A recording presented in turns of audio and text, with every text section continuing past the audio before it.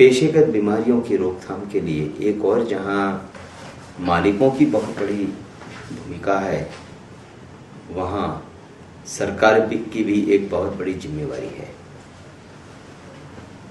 सरकार को चाहिए कि इनके लिए कानून बनाएं, अच्छे कानून बनाएं और इन कानून का कारगर ढंग से लागू करवाएं। हमारे देश में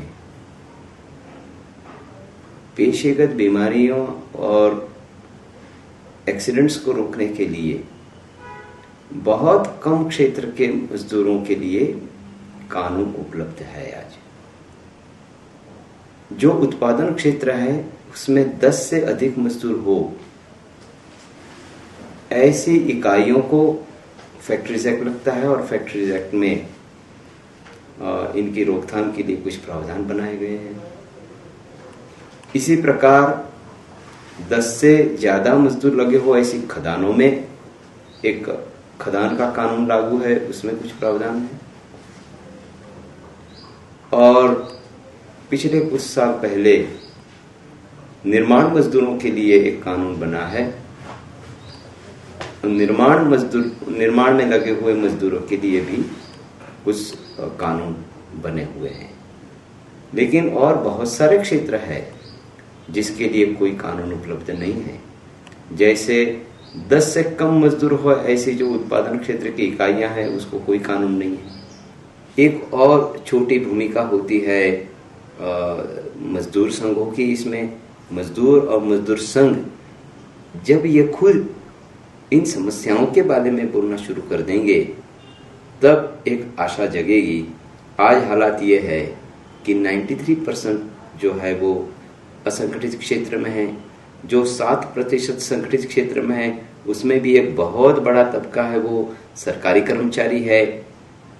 तो जो प्राइवेट में काम करने वाले मजदूर है उसका एक बहुत छोटा तबका आज यूनियनाइज्ड है, ऑर्गेनाइज्ड है।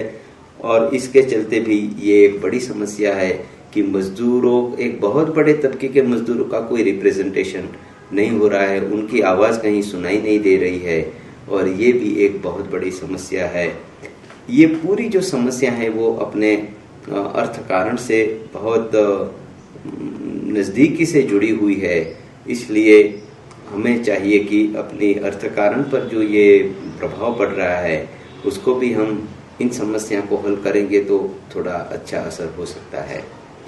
हम इन समस्याओं को लेकर के मजदूरों में जागृति बढ़े उसके लिए काफ़ी काम करते हैं। और जैसे कि हम कुछ किताब वगैरह निकालते हैं, जैसे कि ये किताब है जो ऑक्यूपेशनल हेल्थ का इंट्रोडक्शन देता है।